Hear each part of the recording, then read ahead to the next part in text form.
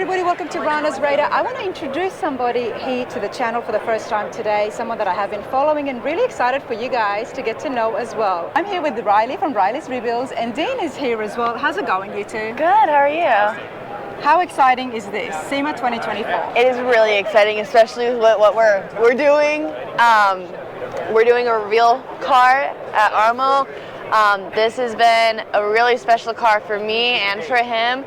It's been a car that I've grown up on. He bought it when I was in the womb, and it has been the car that I've literally grown up on. Block sanding, picking off tape when I was like 4 years old on the creeper just to keep me going and busy.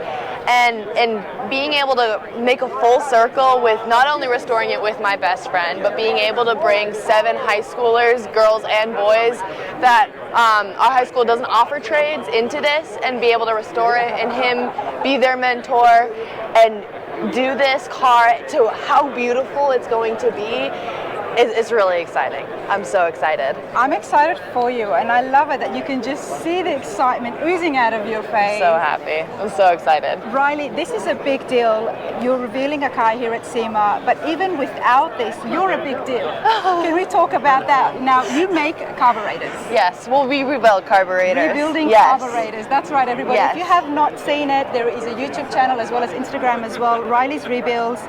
Talk to me about you and hands-on and how all of that started. Okay, so again, starts with the best friend here. So when I was 13, I was very tomboy. He was a stay-at-home dad. I grew up in the garage. My crib was actually in the garage when he was working on this car. And when I was 13, I said, Dad, you're gonna buy my first car, right? Nope, not at all. And he pointed me to the garage. We found a carburetor, figured out what it was. I started rebuilding them, and then around 16, the whole story went viral on Facebook. I'd made a post about it asking for extra parts. And after that, I hired my 4 girl best friends. We came to SEMA, we started getting some cars, some sponsors. We became Edelbrock's official rebuilding service. We got our own TV show. It's called Repair to Rev. It's on MAV TV and Hemmings YouTube. And we've kind of just taken it off since then. Yeah, it's just holding on for the ride. That's all it's been, hanging on as tight as you can. Yeah, and now while I'm at college, my little brother and him watch over 7 high schoolers, so 5 girls, new girls, because we all went to college, and 2 boys, and they're all hands-on cars. They're bringing their own cars in. They're starting to really get into it, and it's really great. Seeing that whole full circle, and I've also become a youth ambassador for not only youngings, so I go to high schools and colleges and I talk about how to get into the auto industry, but then I come to shows like this and talk to older companies to get the youth into it. You are absolutely amazing. Thank you. And I love so many things about you, but you are moving this industry, this whole culture forward, and not only that, but you're involving girls, and especially with the high school kids as well. I mean, this is just, it's phenomenal. So I'm so excited to see the reveal. I'm so excited to show you guys. It's such a pretty car. I went to college for 3 months. Yep. And he did everything on the research and the build, and he brought the little ones in, and he did such a great job with it. So like, it is a lot. Dean, you were so involved. I remember seeing one of your posts on Instagram, and I actually thought about you guys when Helene was happening. Yes. And I was like, hey, isn't Riley, because I've been trying to come out to you guys and see it so I know where you're located. I said, isn't Riley in that area? Yes. And there is Dean. You know, Riley's safe, we're here, we're bunkered down. So I love that you guys are so involved, and it's such a great duo. Like, daddy and daughter, it's just, it really is. Rana's Radar, we love the sentiment behind the cars and what they mean, the restorations, and it doesn't get better than this. Yes, and it's an amazing car. He has so much to tell on it. Let's get it revealed, everyone. Yes.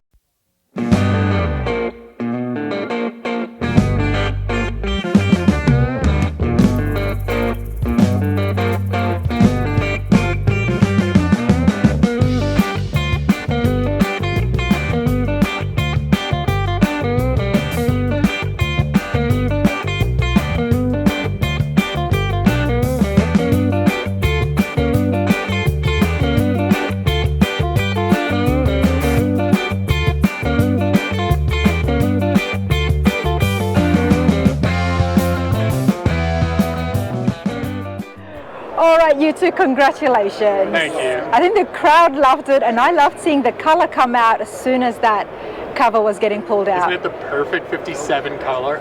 It really is. Yes. It's the classic car look. Classic color. Everything. Yeah. The classic car, it's this right here. You guys have been overwhelmed with the crowd. It's been appreciated. It's been received so well. Yeah. I'm here. The crowds have gone down a little bit, so I can get some more information. Now, Riley, we know you've been very hands-on with this as well. First of all, I want to find out some of the places where maybe you've worked on, and then Dane, we're going to go through it and We're going to find geek out on some of the details. Absolutely, absolutely. Yeah, I've done a lot of the interior, so we got a lot of the windows. So we have what's called Easy Eye Green Tint on these. It's really cool, classic car thing. It's what they did against the UV rays. And then I did a lot of the seat work, some of the panel work, a lot of the stainless steel needed to be like polished like crazy, and that was hours on hours on hours. We did some research behind it. We got into some of the technical, and he can go into way more description than I can. But finding all these little things of the prototype, it's very specific just to the prototype. So this is restored completely back. As best we can, back to how it was on the show floors in 1956 to show what the 57 Chevy Nomad With looked like. all the documentation we could find. There's obviously going to probably be some things here and there, but he can tell you the whole story. You take it from here. I will not do injustice to this car. Did you rebuild the carburetor for this? There is no carburetor on this, sadly. Yeah, I'm looking at it as well. So sad. I wish I did. That would have been an awesome thing. So this is the very first time fuel injection was made by GM. And this unit is the second unit that the experimental division built. The first unit is on the Super Sport Corvette, which shared the floor at all of the auto shows with the Nomad. What's also unique about this car is the motor is a Corvette race team motor, because the fuel injection at that time was so prototype. The only motors that could run with fuel injection were their high compression Corvette race team motors. So it is work stamped 17792-10, which is the Corvette race team for the NASA Bahamas. It's got a lot of prototype parts on it. Obviously, the whole fuel injection unit is prototyped. The production units look different. The air intake is completely new for just this car and one other car, which was the SO test mule car. Okay. 56, there was a lot of things happening, especially with GM. I mean, with the Corvette, but I did not know that they were trying to do that with the Nomad. Yep. So the fuel injection was actually originally a Cadillac product, and Cadillac couldn't get it going, just couldn't get the project going fast enough for Harley Earl, and so Arlo Curtis jumped in, and he actually stole the fuel injection project from Cadillac and got it going on the Chevys. So originally it was a Corvette option. You could get it in a production car, but you could not get it in a production car until about May of 57. Dane, let me pick your brains, I should say. Tell me a little bit about the block here, because if this is completely end of 56, looking into 57, was there any changes from 55 that they brought on? This wasn't even an option. It wasn't even it was being developed. This little snowflake is only on the earliest units. This unit is called a 4360. It's the very first production. A couple of cool things is each of these parts, this is the air meter, it's stamped with a number. This is the fuel meter stamped with a number. They're different.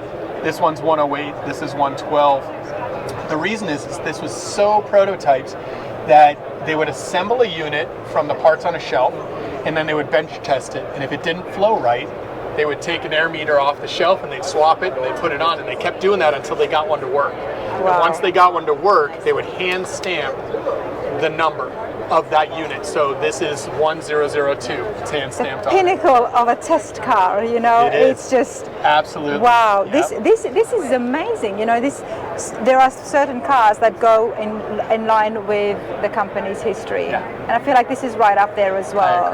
I agree. Yeah.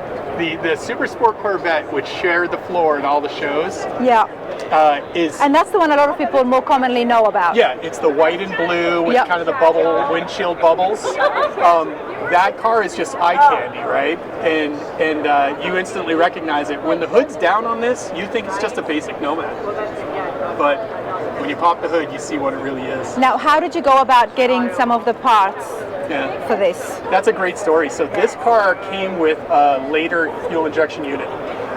These early ones were so complicated that GM put out a service bulletin that said, if anybody comes in with a 4360, don't even try to fix it, replace it with a new unit. This car came with a 4960, which was late in 1957.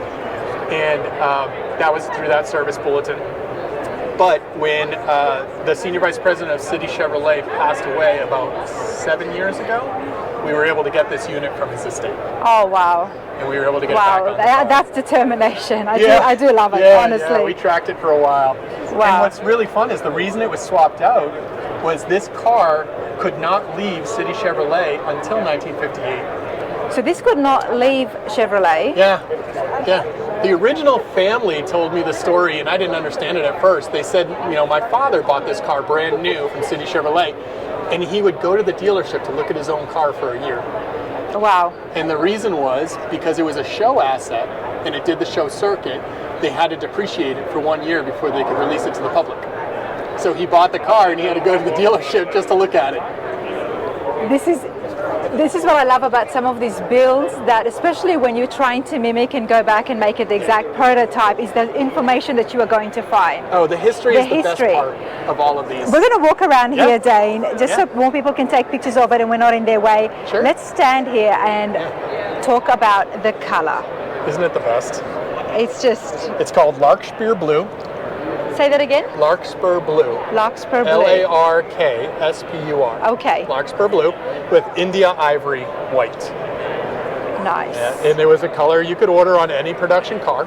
The interior is equally nice. It's got medium blue with black cloud accents. Before we get in the interior, let's talk about the white wall tires. I mean, come on. It's absolutely iconic. It's absolutely iconic. There you go. These are a brand new tire that Coker is making. They just released it. It's called their Star Series, and it's new technology. It's a little bit wider than what would normally be on this car, but I mean, it just is perfect. It fits so perfectly. Yeah, I agree. Wow. So the best part about the Nomad is this is the original stow and go seats.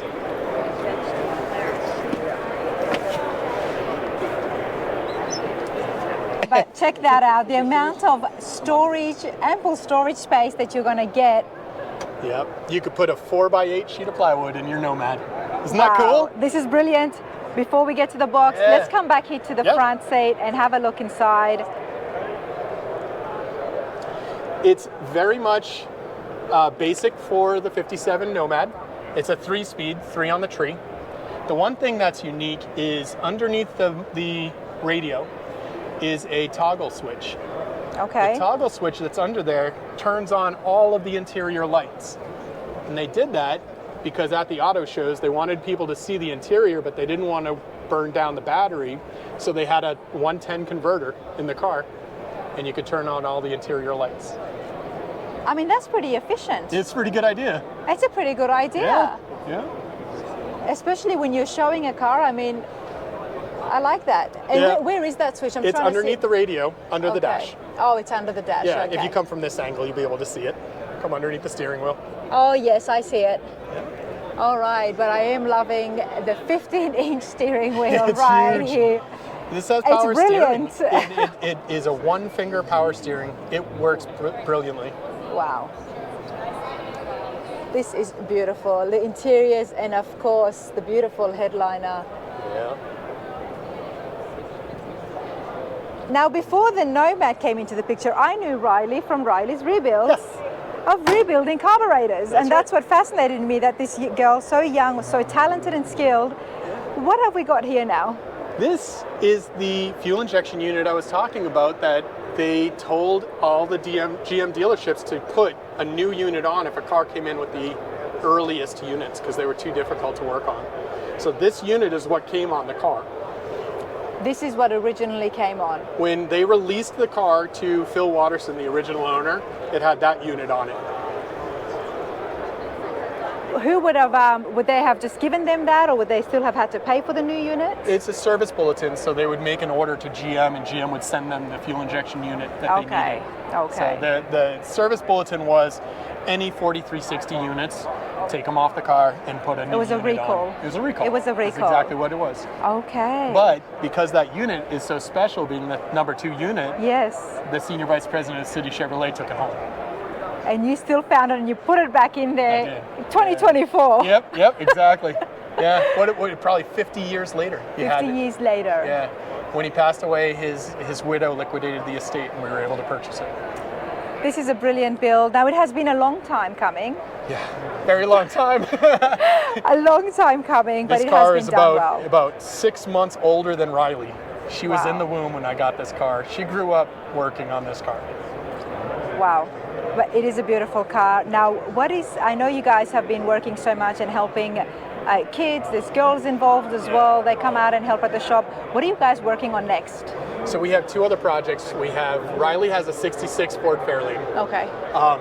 We started looking at different styles of rebuilds, and she fell in love with 1970 shop class hot rod. Big, fat rear tires with no gap in the fender. And, suspension's horrible. It looks a little rough around the edges. Big motor. She's trying to find a dual quad tunnel ram for her Ford FE motor so she can have them sticking through the hood. Oh my goodness. So she's a hot rodder at heart. She's an absolute hot rodder. Where is Riley? Let's see if she's gone. Oh, she's around somewhere. There she is. Come back over here. You're on video.